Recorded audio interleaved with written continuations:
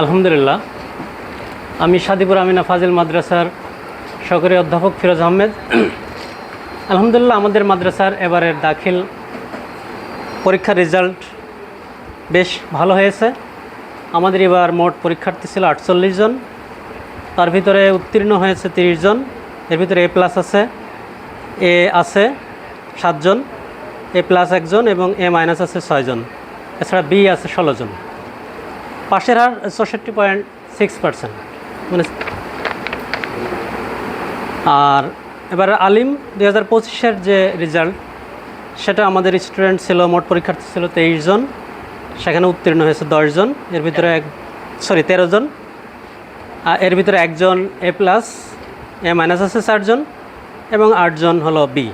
পাশের হার 75.61%। আর ফাজিল পরীক্ষার রেজাল্ট, ফাজিল 2024-এ মোট পরীক্ষার্থী ছিল আমাদের 50 জন, সেখানে মোট উত্তীর্ণও 50 জন এবং পাশের হার আলহামদুলিল্লাহ 100% হয়েছে। আলহামদুলিল্লাহ, আমাদের অধ্যক্ষ মহোদয় আলহাজ মোহাম্মদ আব্দুল মালেক হুজুর আমাদের যেভাবে নির্দেশনা দেন, তিনি প্রতিষ্ঠাতা প্রিন্সিপাল এই মাদ্রাসার। উনি আমাদের ইয়াং এবং ওল্ড যারা টিচার আছেন সবাইকে কিভাবে প্রতিষ্ঠানের ডেভেলপ করা যায় সবসময় সেই নির্দেশনা দিয়ে থাকেন। উনি এখন অসুস্থ, তারপরেও প্রতিদিন আমাদের প্রতিষ্ঠানে আসেন এবং আমাদেরকে নির্দেশনা দেন যে আমাদের আগামীতে যেন 100% পাস কীভাবে করানো যায় এবং কিভাবে ছেলে মেয়েদেরকে ভালো রেজাল্ট করা যায়। সবসময় তিনি সেই চেষ্টা করেন। আমরা সবাই মিলে, তার যারা আছেন, আমরা সবাই মিলে চেষ্টা করতেছি।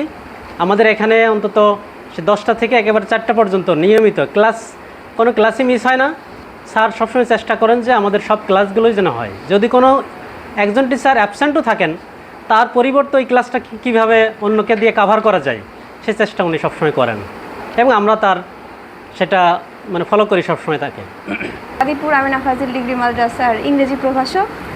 আমি এখানে সম্প্রতি আমার নিয়োগ 1 বছর হবে।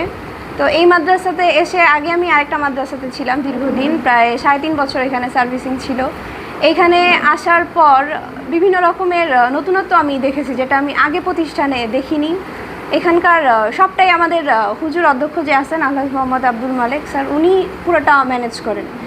একটা প্রতিষ্ঠান, আমি কখনো একজন অধ্যক্ষকে এতটা টাচ আপে কখনো একটা প্রতিষ্ঠান চালাতে আমি দেখি নাই। প্রত্যেকটা সেক্টর একদম ছোট থেকে বড় পর্যন্ত ছোট ছোট বিষয়গুলো তার নখদর্পণে থাকে, কীভাবে একটা প্রতিষ্ঠানে ভালো করা যাবে।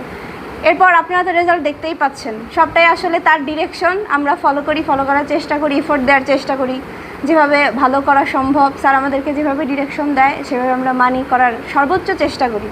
এখন 2027 সালে ইনশাল্লাহ আমরা সবাই যার যার জায়গা থেকে সর্বোচ্চ চেষ্টা করব যেন যার যার স্ব বিষয়ে 100% পাস আমরা নিয়ে আসতে পারি। আর ইনশাল্লাহ রাজবাড়ী সদর শুধু না, রাজবাড়ী পুরা জেলার মধ্যে আমরা যেন আমাদের মাদ্রাসাটা উজ্জ্বল করতে পারি ফলাফল। এটা আসলে আমাদের চেষ্টা, কাম্য। আর সর্বোপরি আমাদের হুজুরের অনেক চেষ্টা, অনেকটা ইনশাল্লাহ ভালো হবে আশা করি আমরা। ধন্যবাদ।